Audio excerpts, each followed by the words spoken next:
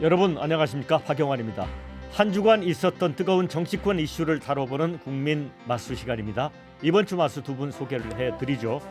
먼저 최민희 더불어민주당 국민소통위원장입니다. 반갑습니다. 예, 안녕하세요. 불굴의 희망 최민희입니다. 네. 다음은 김용남 개혁신당 정책위 의장입니다. 반갑습니다. 네, 안녕하세요. 용감한 남자 김용남입니다. 네. 자, 두 분은 이제 국회의원을 지내셨고요. 최민희 의원님은 지금 남양주시 갑 네. 예비 후보신데 예, 그렇습니다. 준비 잘 되고 있습니까? 그냥 딴 건 없고요. 새벽부터 밤까지 예. 그냥 열심히 유권자들 만나러 다니고 있습니다. 자, 김용남 의원님, 네. 이 윤 대통령이 이제 김건희 특검법 거부권 행사 직후에 공정상식에 위배된다. 탈당 후에 개혁신당에 입당을 하셨습니다. 네. 후회 없으시죠? 후회 없습니다. 예. 네. 힘은 들지만 후회는 없습니다. 네. 자, 오늘도 이제 네 가지 뜨거운 이슈가 준비되어 있습니다. 생산적인 마스토론 기대를 하도록 하겠습니다. 먼저 첫 번째 주제 보여주시죠.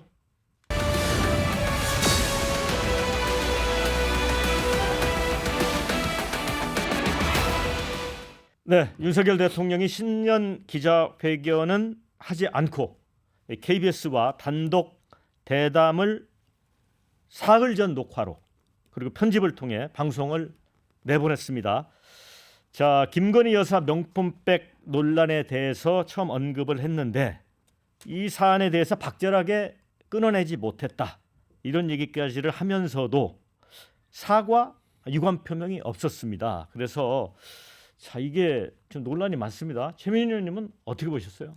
그러니까 어제 그 신년 대담을 왜 했을까 생각해 보면 지금 김건희 여사 거의 2달째 두문불출하고 있잖아요. 얼마나 답답하시겠어요.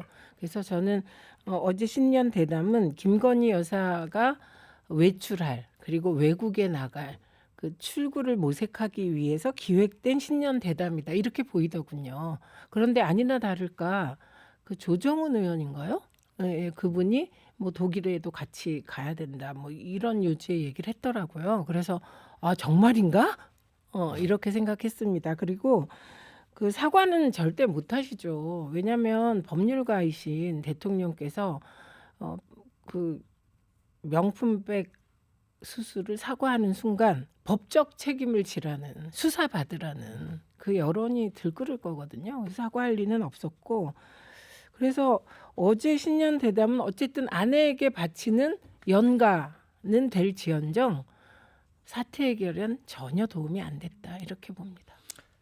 김용남 의장님은 몇 점이나 주시겠습니까? 점수요.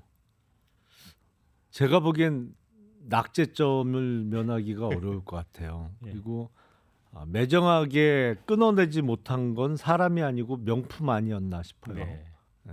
그리고 사실은 명품 들고 올 거를 미리 알고 있었잖아요. 카톡으로. 그렇죠. 네. 소셜 미디어를 통해서 뭘 들고 갈지 미리 알고 있는 상태에서 만난 거기 때문에 사람을 뿌리치지 못한 게 아니고 물건을 뿌리치지 못한 것이 아닌가라는 생각이 들고 그 정도 대담을 하려고 했으면 차라리 라이브로 했어야죠. 녹화와 편집이 아닌 라이브를 통해서 뭐 그 정도 얘기야 얼마든지 할 수 있겠죠. 근데 그거로 국민의 어떤 그 분노 내지는 감정을 잠재울 수 있다고 생각한다면 아직도 상황 파악을 제대로 못 하신 게 아닌가라는 생각이 들고 저 정도 수준에서 언급을 할 것 같으면 뭐 하려고 저 대담을 했을까라는 생각이 좀 듭니다. 네. 근데 두 분이 너무 비판적으로 말씀을 해주셨기 때문에 제가 조금 좀 이제 반대 방향에서 좀 말씀을 드려보겠습니다. 그래도 후반부의 외교 안보나 북한 문제 관련해서는 그래도 대통령이 나름대로 철학과 원칙을 갖고 있구나 하는 걸 보여줬다. 또 이런 평가도 있거든요. 그래도 좀 장점을 꼽아보라면 뭐가 있을까요? 어렵습니까? 너무 오래 걸리시는데요. 아유, 저는 제가 먼저 할까요? 예. 그 거의 100분이었잖아요. 네. 뭐 물론 대담과 아니면 그 대통령실 주변의 구경도 그렇죠. 있었습니다만 공감 가는 부분은 그 저출산 문제와 관련해서 네. 이 저출산 문제 해결이 대통령의 헌법상의 책무라고 생각을 한다. 뭐 법률적으로 정확한 표현은 아닙니다만 그만큼 중요하게 생각을 한다라는 인식은 공감할 수 있었어요. 다만 해결 방안에 있어서 구체성을 띠는 어떤 이슈 제기는 없었던 것 같아요. 어떻게 해결하겠다 정도는 구체적으로 안 나오고 저출산위원회의 회의 참석 내지는 뭐 그 회의를 통해서 하겠다는 좀 모호하게 해답을 끌어낸 것은 아쉽습니다만 어쨌든 지금 문제의 심각성을 충분히 인식하고 계시구나. 뭐 그 정도의 공감은 할 수 있었습니다. 최민호 의원님 뭐 칭찬할 만한 거 찾으셨습니까? 일단 대통령실을 볼 수 있었다는 거, 공개했다는 거, 네. 저 못 찾겠는데요. 그래요. 어떡하죠? 자, 그러면 사실은 이제 디올백 문제에 대해서 국민들의 이해를 구하고 이제 다음 단계에서 이제 국정 동력을 좀 회복하겠다는 네. 그런 뜻이 있었던 것 같습니다. 그리고 이게 이제 총선에서도 큰 영향을 끼칠 거다라고 해서 한동훈 비대위원장하고 대통령과의 갈등의 뇌관이 됐던 문제도 바로 이 문제였잖아요. 네, 이거 해결이 된 겁니까? 어떻게 보세요? 저는 불난데 부채질한 격이라고 생각합니다. 왜냐하면 이게 무슨 뭐 그 다정해서 네. 끊지 못해서 생긴 일이라는 인식에 동의하지 않을 테고요. 그리고 이제 대통령께서도 그렇고 한동훈 위원장도 그런데 이 사안은 두 분 다 정치 공작이라고 생각하시는 거잖아요. 그래서 대통령께서는 그 정치 공작인 근거를 몰카 시계를 차고 갔다 요거하고 그다음에 이 사안이 있은 지 1년 후에 공개한 게 이게 정치 공작이다. 이렇게 근거까지 됐거든요. 그런데 그런 함정 취재라는 데 대해서도 동의하지 않는 언론인들이 많이 있습니다만 만보 양보해서 함정 취재라고 합시다. 그러면 대통령 영부인이 함정 취재 넘어간 거잖아요. 명품 사랑 때문에. 네. 그래서 이 사안은 영상이 공개됐기 때문에 그 영상을 정말 많은 국민들이 봤기 때문에 이것을 뭐 예를 들면 프레임을 전환한다든지 이게 불가능한 일이라고 저는 봅니다. 그래서 이미 이 문제 해결 시기를 놓쳤다. 네, 저는 그렇게 봅니다. 김영남 의원님 이제 검사 출신이시니까 네. 이게 이제 시민단체 위해서 사실 고발된 사안이잖아요. 네. 지금 이게 이 현 정권 하에서 수사가 이루어질 수 있을까요? 이게 이른바 제일 먼저 거론될 수 있는 게 일명 김영란법, 부정청탁 네. 금지법이잖아요.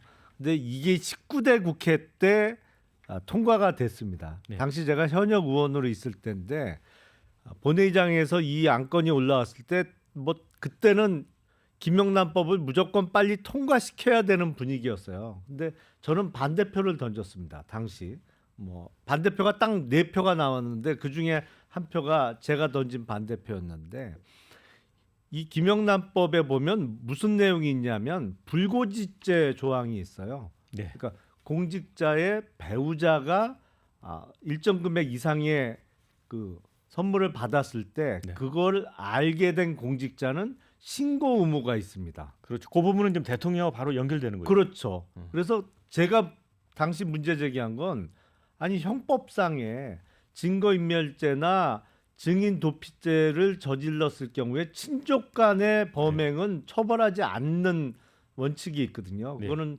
자기 가족이나 이런 범행을 저지른 사람에 대해서 증거를 숨겨주거나 그 범행을 저지른 친척을 숨겨줬을 때 그것까지 처벌하는 것은 너무 가혹하다 그래서 제3자가 저지른 경우에는 처벌을 합니다만 가족이 자기 가족을 위해서 그 범인 은닉을 하거나 증거 인멸을 했을 때는 처벌하지 않는 법 체계를 갖고 있는데 이거하고 정면으로 충돌한다. 여기 부정청탁법에 규정된 불고지죄는 예, 네. 그래서 이거는 법률 체계상 좀 문제가 있다고 저는 반대를 했습니다만 어쨌든 통과가 됐고 지금 네. 현행법으로 있어요. 그리고 그걸 신고하지 않은 공직자는 형사처벌을 받게 되어 있습니다. 이 법 조문 그대로 적용하면 이 경우에 해당될 가능성이 높아 보여요. 근데 대통령은 불소추 특권이 있잖아요. 재임 기간 중에는 형사상의 네. 기소를 안 당하는 특권을 갖고 있기 때문에 뭐 재임 기간 중에 형사상의 문제는 안 되겠습니다만 이거 아마 모르지 않으실 거예요. 그래서 저는 그때 이게 우리나라 전체 형사법 체계에 문제가 있다고 해서 반대했습니다만 어쨌든 현행 법률이에요. 이 법률 하에는 나중에는 문제가 될 수 있겠죠. 네. 그런데 이제 일반 보통 시민들 입장에서는 윤 대통령이 사실 연초에 그런 얘기를 했어요. 국민과 정부 사이에 콘크리트 벽을 깨라. 그 대통령하고 시라고 내각에 지시를 했단 말이죠. 그런데 어제 이제 그 사과나 유감 표명이 없어서 이 부분에 대해서는 좀 실망한 분들이 많은 것 같아요. 일단 저는 사과 프레임으로 이 디올백을 넘어가려고 한 것이 일부의 프레임 시도였다고 생각을 해요. 이건 사실은 야당들은 계속해서 수사받아라 혹은 특검 사안이다 이러고 있었거든요.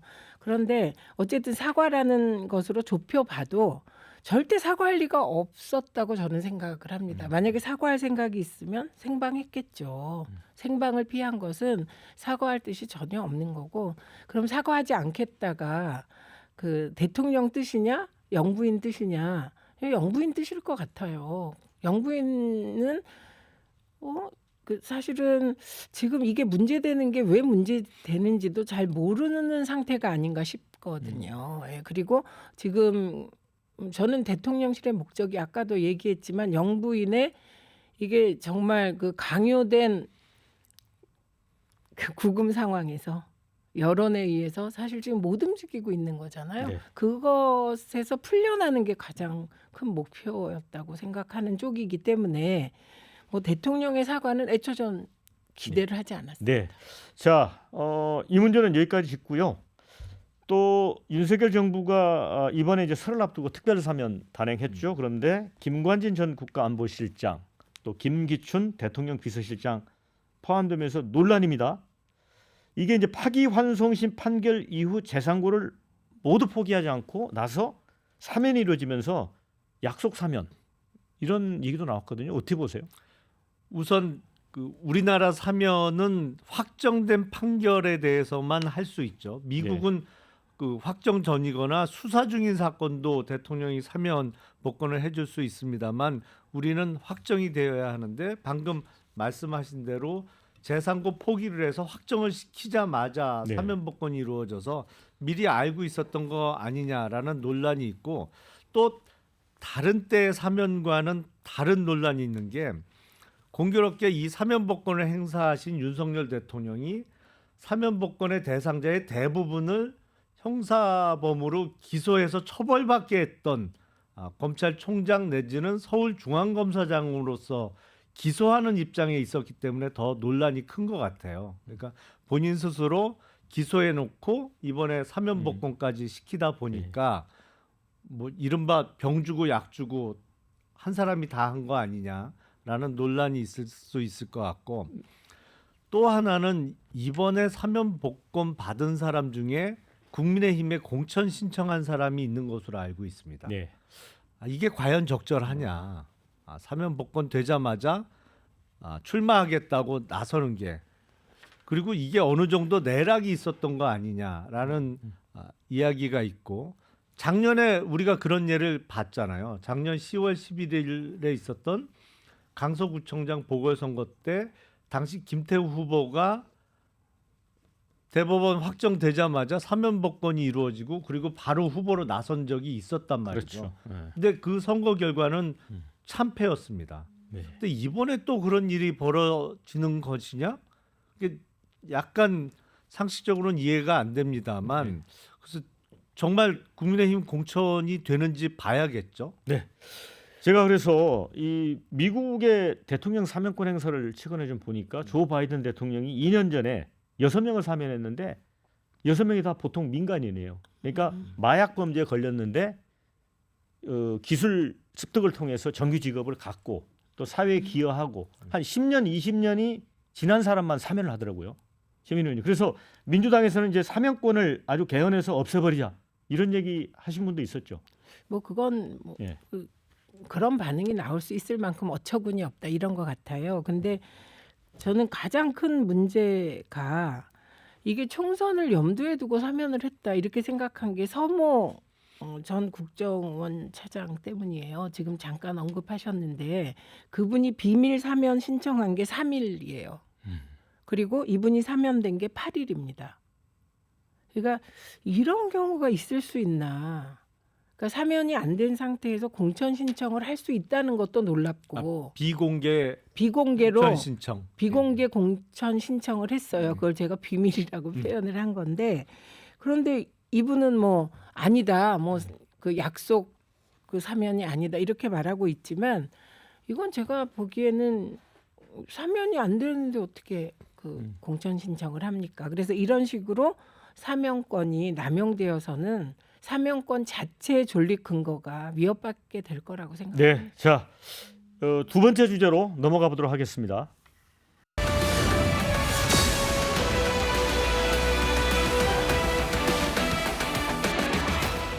네, 여야가 이제 위성정당 이제 본격 수싸움에 들어갔습니다. 이제 소위 위성정당, 준위성정당을 만든다고 하는데 뭐 제가 보기에는 말이 위성이지 위장정당 같습니다. 자, 이 민주당은 이제 준연동형제를 무효화시킨다며 또 여당의 위성정당 비판하면서도 여당의 반칙과 탈법에 대응할 수밖에 없다. 또 이런 논리를 펴고 있고.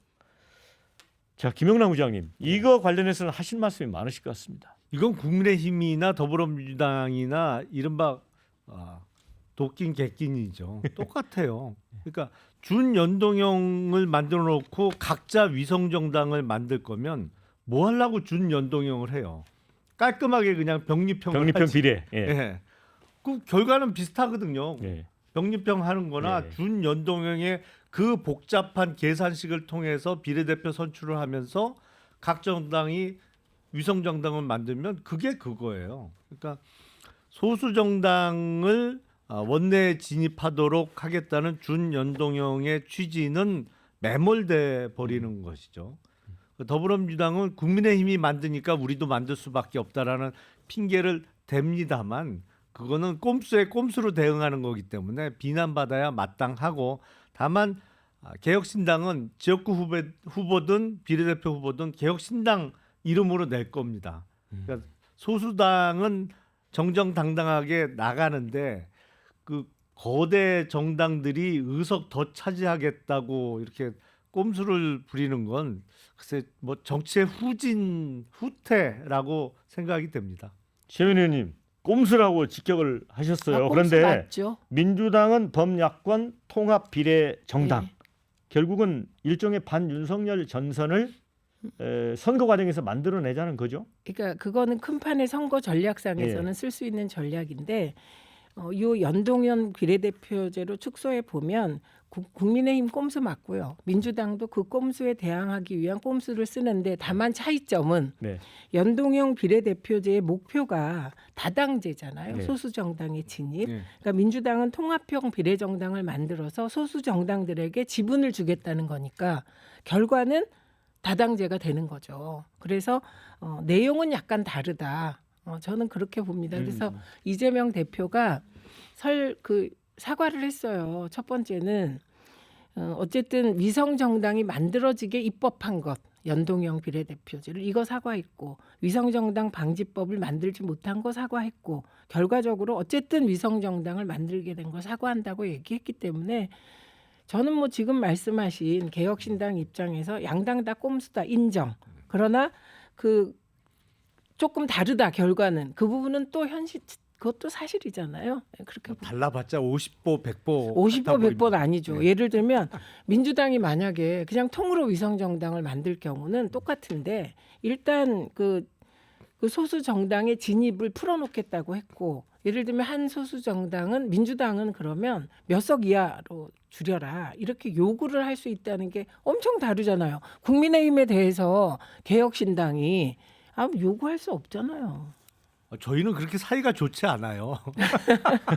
그래서 어쨌든 전략상으로는 반윤 전선을 시민사회까지 크게 치겠다. 뭐 이런 전략이라고 봅니다. 자, 그런데 이제 이재명 대표의 이제 승부수는 그런 것 같습니다. 이 범야권 통합 비례 정당을 만들어내고 또 이 과정에서 특정 지역구에서 일종의 연합 공천이랄까요? 예를 들어 특정 지역에 정의당을 공천한다든가 전주 같은 경우에 진보당에게 지역구 후보를 이렇게 주는 식으로 이렇게 해서 한 180석 이상 아니면 200석까지 노리는 그 목표를 세운 것 같아요. 이게 이제 개혁신당 같은 제3지대에는 어떤 영향을 줄까요? 글쎄 뭐 개혁신당은 그 더불어민주당이 지금 펼치고 있는 선거 연대에 들어갈 생각이 없기 때문에 개혁신당에게 좋을 거는 없겠죠. 그렇죠. 그리고 더불어민주당이 주도를 해서 지역구 공천도 서로 피해서 서로 상피제를 적용해서 후보를 내고 비례는 몇 석씩 나눠주는 전략을 펼치고 있다면 아무래도 그 연합전선에 끼지 않는 제3지대의 영역은 더 좁아질 수 있겠죠. 하지만 저희는 나름대로 지금 국민의힘, 더불어민주당이 보여주고 있는 패에 대해서 국민들이 많이 짜증 내지는 염증을 느끼고 계시기 때문에 독자 노선을 걷는 제3지대에게도 충분히 기회를 주실 거라고 생각을 하고 저희는 뭐 독자 노선을 걸을 겁니다. 근데 이렇게 되면 투표용지가 한 50cm 가량 될 거라고 해요. 정당 투표용. 그렇죠. 예. 자, 그런데 어쨌든 거대 제1당, 2당이 그 반칙에서 공조를 하는 거잖아요. 예. 제 꼼수라고 인정했습니다. 네. 하나는 진짜 꼼수고 하나는 뒤따라가는 꼼수. 이렇게 봐야 될까요? 그래서 준 위성정당이라고 표현을 한 이유가 결과는 다당제가 가능해지는 거니까요. 민주당이 하고자 하는 건. 근데 중요한 거는 저는 민주당이 반윤 전선을 친다고 했을 때 그 방법은 여러 가지가 있을 것 같아요. 그물을 크게 치려고 하겠지만 결국은 저는 개혁신당도 개혁신당의 목표는 사실 보수의 본산 정당이 되겠다는 거잖아요. 지금 현재 있는 국민의힘이 진정한 보수가 아니라는 게 이준석 대표의 인식이고 저도 일부 동의하거든요. 그래서 다당제라도 짬뽕 다당제는 아니었으면 좋겠다. 저는 이게 제 그 바람이거든요. 그러니까 민주당이 그물을 치더라도 저는 이준석 대표같이 젊은 정치인이 민주당에도 있었으면 좋겠다 늘 이렇게 생각을 하는데 그럼 그 반윤 전선을 개혁신당까지 다 쳤으면 좋겠다고 누군가 말을 했죠. 민주당 내에서. 근데 이게 현실적으로 실현 불가능할 거라서 이쪽은 이름이 민주진보개혁연합입니다. 네. 안 그래도 개혁을 여기저기 써갖고 더 헷갈리는데 거기서도 개혁을 쓰시면 근데 개혁신당의 입장은 기본적으로 지금 윤석열 정부의 여러 가지 스탠스나 그동안 보여줬던 행적들에 대해서 동의하지 않기 때문에 야당인 것이고 그리고 이른바 반윤으로 치자면 분명히 반윤에 서 있는 것이죠. 그러니까 저희가 반윤이 아닌 것은 전혀 그렇죠. 아닌데 네. 노선에 있어서 더불어민주당과 같이 할 수는 없다. 왜냐하면 더불어민주당도 이른바 패권 정치를 하고 있기 때문에 양쪽이 저희가 보기엔 국민의힘은 이른바 친윤 패권, 더불어민주당은 친명 패권을 하고 있기 때문에 저희는 반윤인 거는 분명합니다만 더불어민주당의 연합정선에는 참가하지 않겠다는 입장이죠.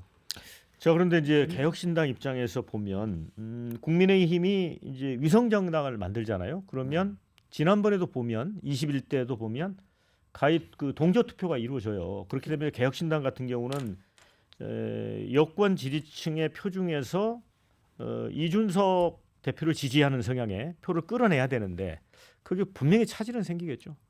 아무래도 그렇죠.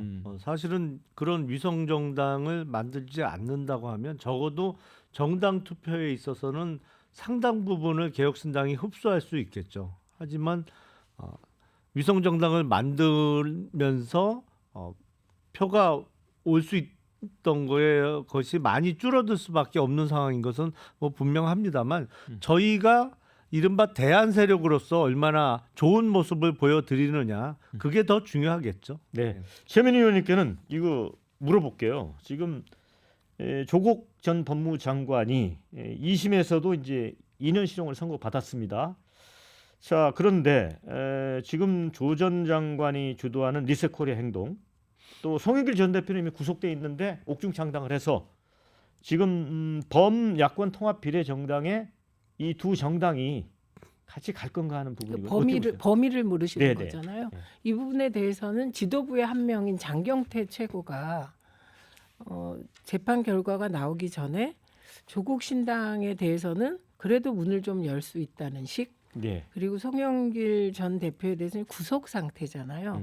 그러니까 고민이 깊다. 요 정도의 태도를 취하더군요. 그러니까 이거는 제 개인 생각은 있습니다만 저는 이건 전적으로 박홍근 단장, 네. 전 원내대표 했던 박홍근 의원이 지금 단장이세요. 이 관련 업무에 생각 고 지도부가 결정할 일이라고 보는데 일단 박홍근 원내대표 스타일이 전 대표 스타일이 관념적인 스타일이 아니에요. 굉장히 실용적이고 현실적으로 일 처리를 하는 분이라 국민의 상식을 벗어나지는 않을 것 같습니다. 네. 자, 이번 주제는 여기서 마무리 짓고 세 번째 주제로 가보겠습니다.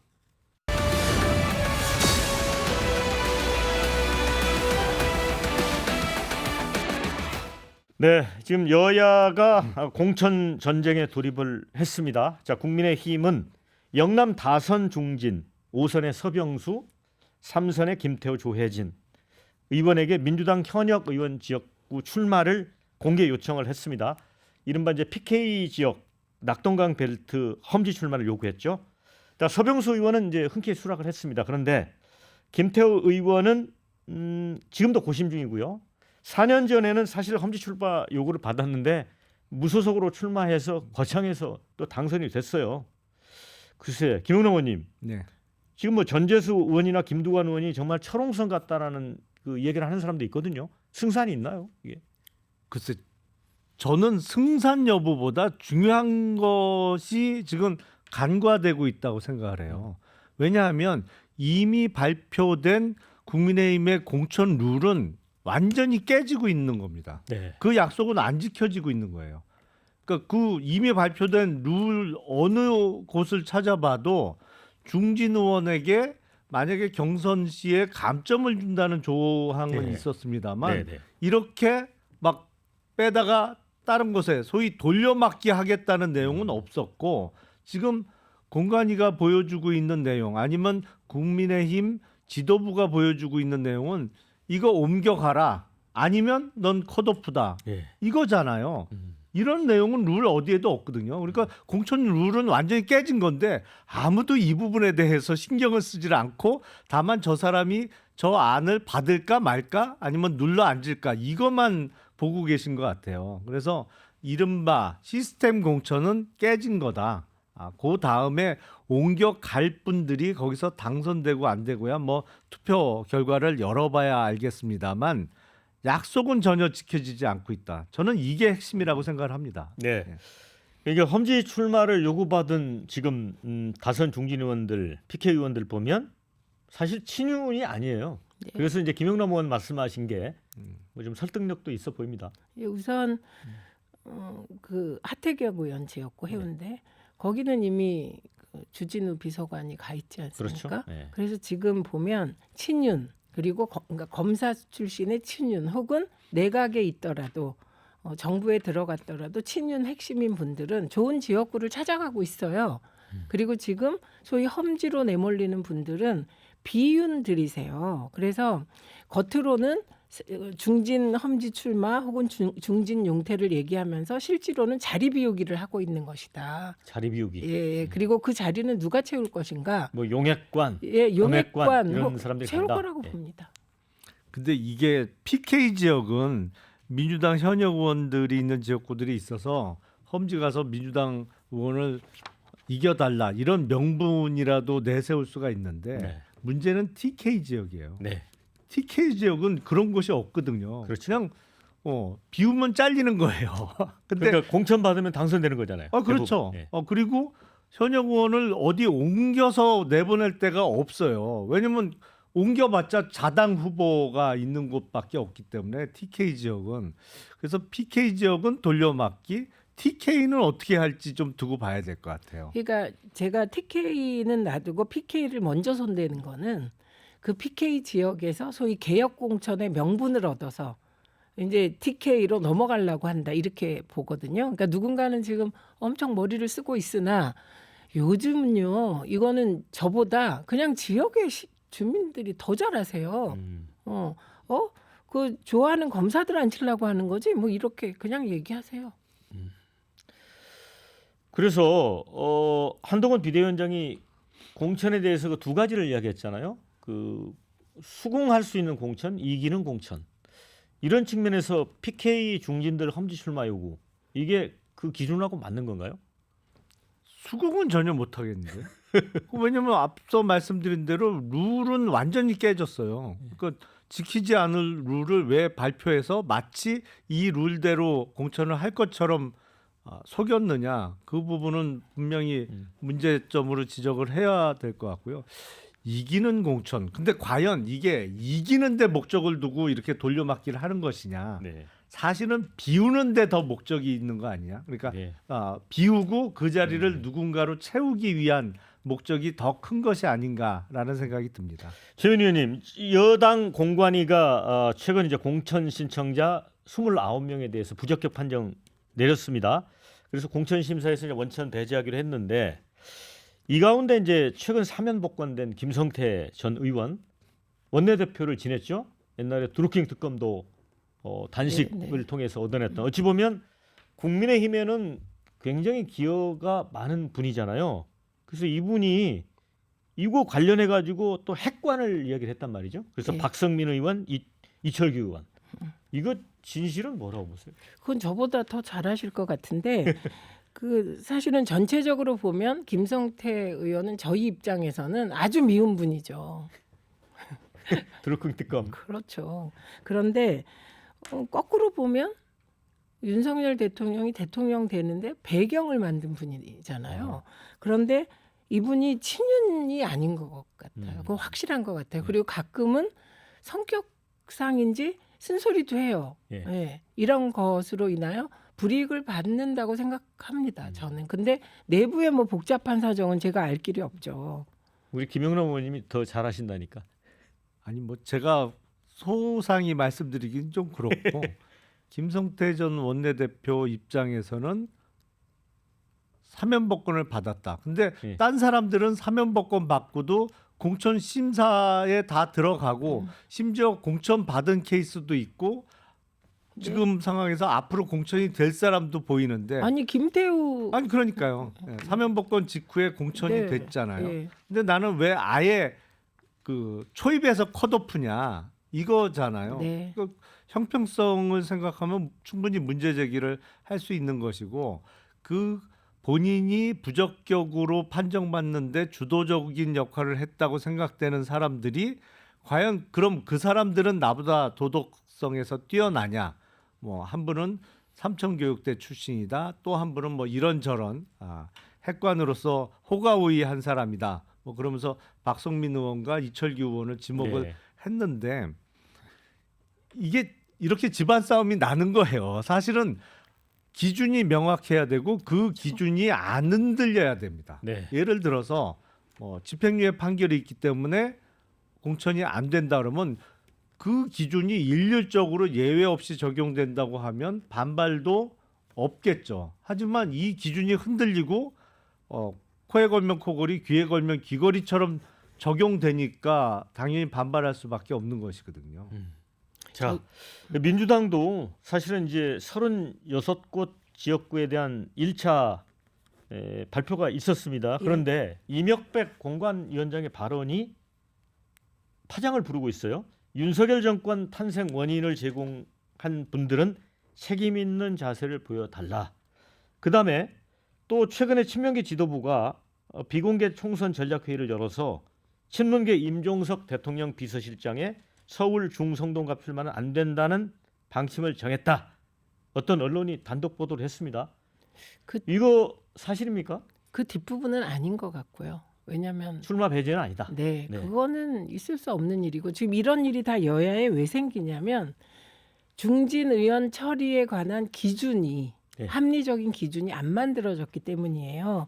왜 초기에 삼선 동일 지역구 출마 금지 이게 굉장한 하두로 떠올랐었잖아요. 근데 여야가 다 이걸 기준으로 못 세웠어요. 그리고 이걸 지금 세운다고 하더라도 초선부터 다시 적용한다 이렇게 됐거든요. 그러니까 기준으로 안 세우니까 이제 이 모호한 얘기들이 계속 나오고 반발이 나올 거고 그리고 예를 들면 윤석열 정권 만드는데 1등 공신이라고 우리가 이 사람이다라고 지목할 수 있다면 당연히 저는 안 나와야 된다고 생각해요. 네.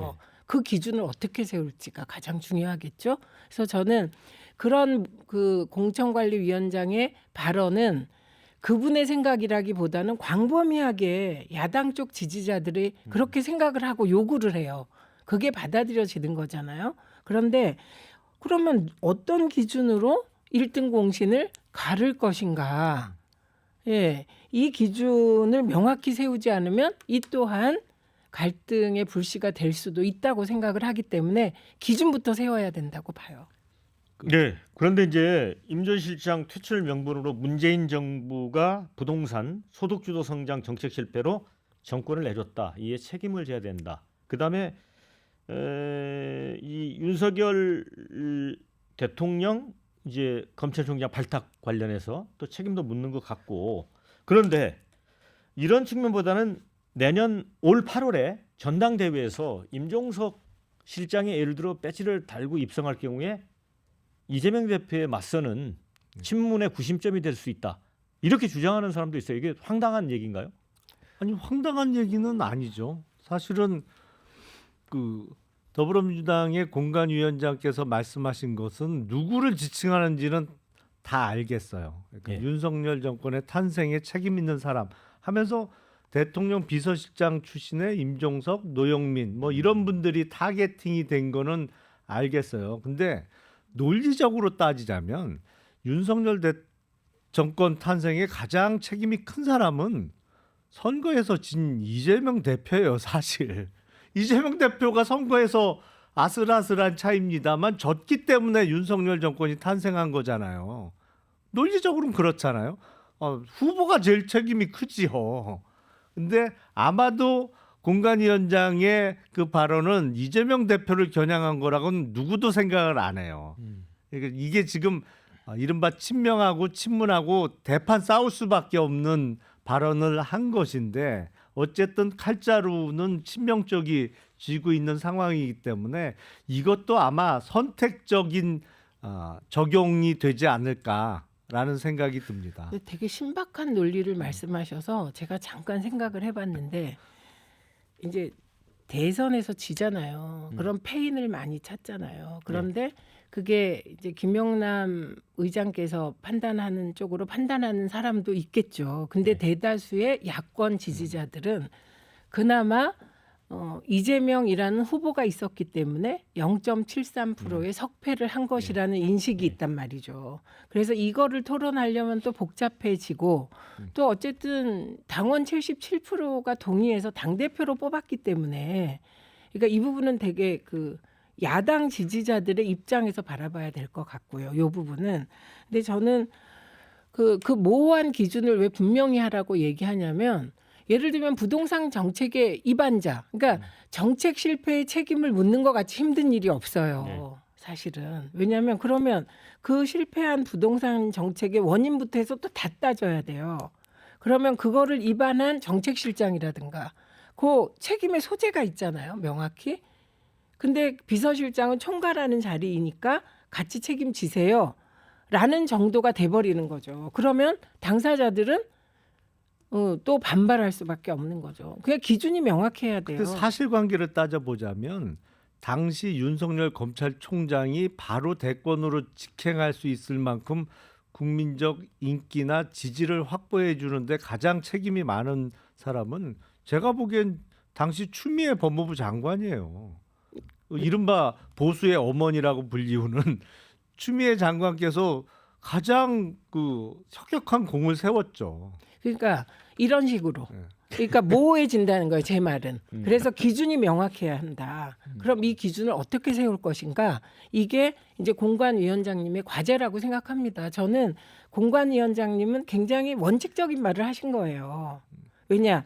만약에 이제 윤석열 정권이 들어섰는데 지금처럼 이렇지 않고 잘하면 이런 원칙은 성립되지 않잖아요. 뭐 그것도 맞는 말이죠. 네, 그렇기 때문에 그러니까 반윤전선을 취재하는 입장에서 그 반윤전선이 흐트러질 수 있다는 우려를 표현할 수 있다. 근데 네. 기준을 제시해 주십시오. 이렇게 말할 수밖에 근데 없죠. 저는 최 의원님 뭐가 궁금하냐면 예. 얼마 전에 문재인 대통령하고 이재명 대표 양산에서 만나셨잖아요. 예, 예. 둘이 막 두 분이서 막 끌어안으셨는데 그 우리는 명문정당이라고 했는데 또 이런 거를 공관위원장이 중립적이어야 될 공관위원장이 이런 말을 하게 되면 다시 이렇게 분열이 되는 거 아니에요?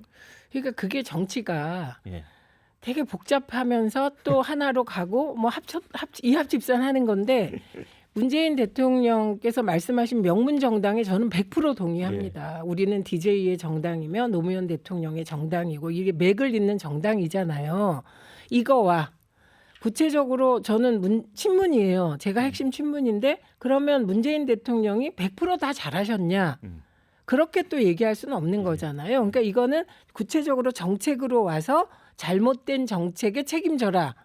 이건 또 저는 뭐 그게 그렇다고 명문 정당이 깨지거나 이러는 거라고 생각하지 않습니다. 근데 이제 그 어떤 언론에서 최근에 그 대선 패배 이후에 민주당이 백서를 발간했다라고 네. 보도한 그게 사실이 맞나요?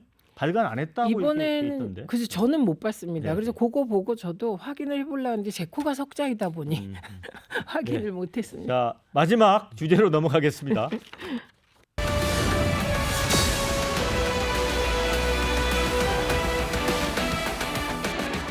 네, 지금 삼지대에 이제 발등에 불이 떨어졌습니다. 예. 상황이 좀 녹록치 않은데요. 삼지대 얘기를 좀 해보도록 하겠습니다. 자, 이제 준연동제가 그 이제 1당과 2당이 사실상의 어떤 위장 정당을 만들게 되면 결국은 빅텐트에 대한 절박감이 더 커지는 거 아니에요? 그렇죠. 네. 이거 이제 일단은 통합 공관위로 한번 가보자 이렇게 돼 있는데 얼마 전에 회의도 참석하셨었죠. 네. 지금 어떻게 진행되고 있습니까?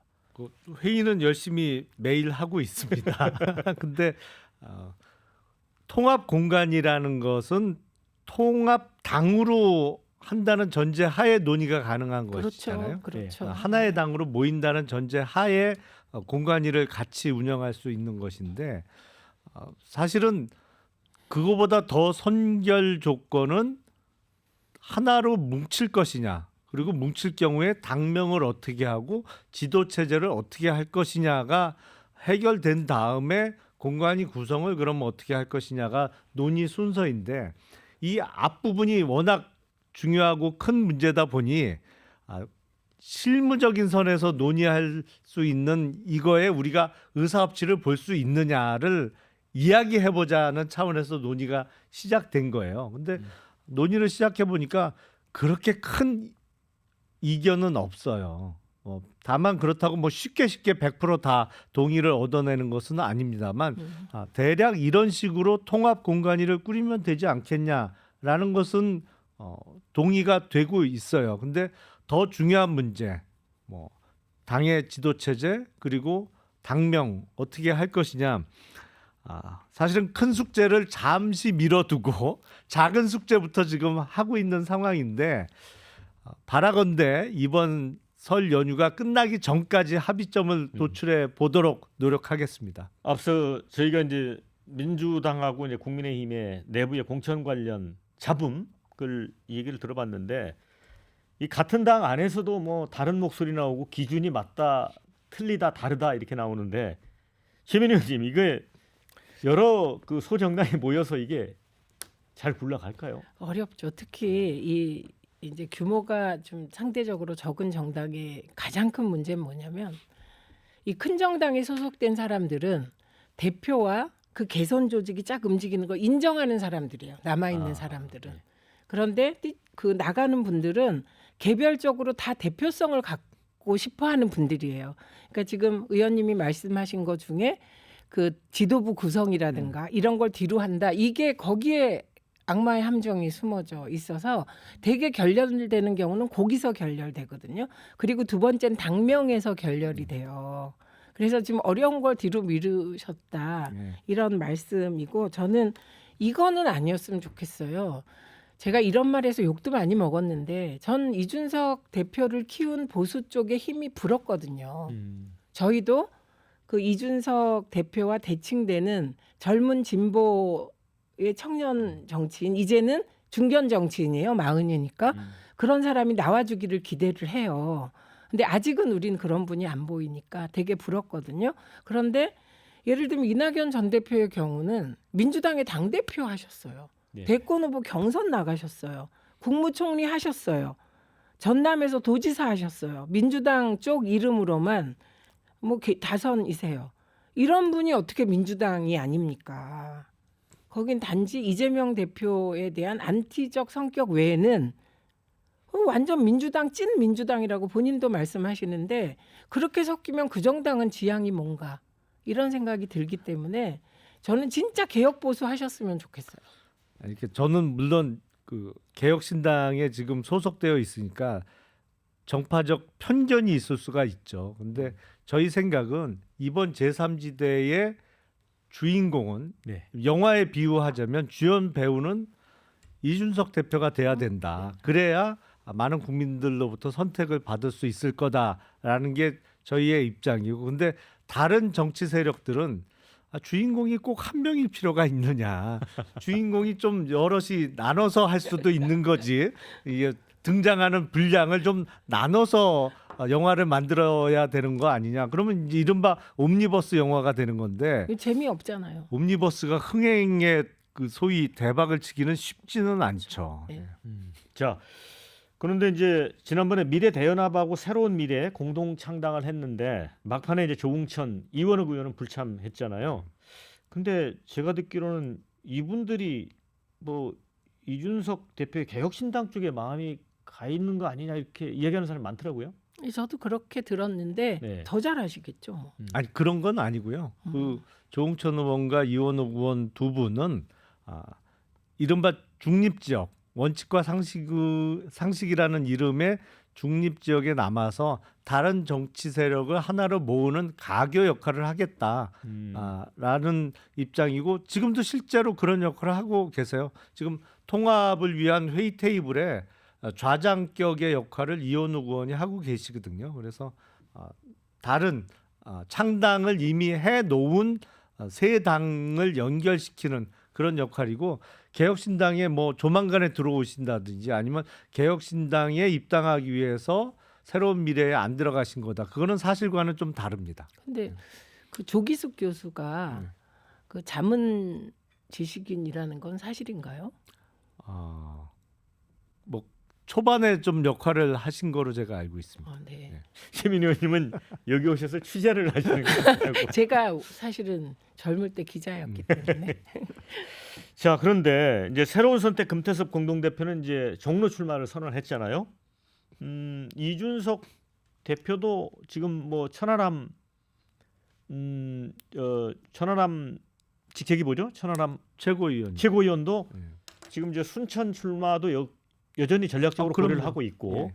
그런데 이낙연 전 대표가 광주 지역이나 어디에 좀 출마를 해야 신당의 어떤 좀 추동력이 생기지 않을까요?